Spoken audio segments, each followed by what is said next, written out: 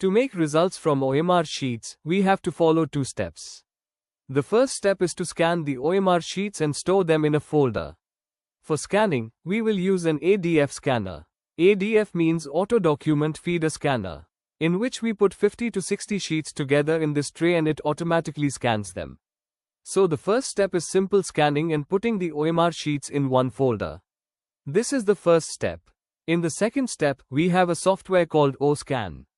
When we open it, we will see two buttons. There is a template option button where we put the answer key.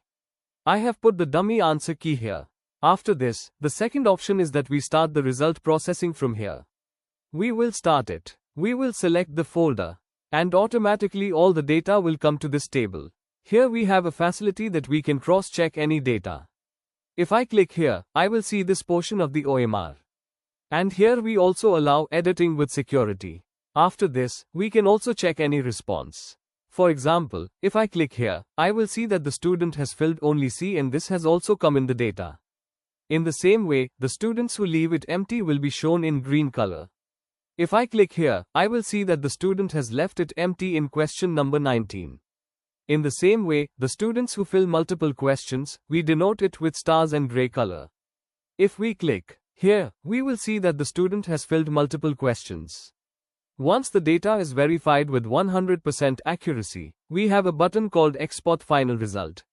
And as soon as we select the folder, the result is created in Excel sheet. If we go to that folder, we will see that the result has been created. All the data comes in the file. And in the last, the format of the result will be something like this. How many correct questions did the student do? How many correct marks were scored? How many wrong questions did the student do? How many negative marks did the student get? How many questions were left empty?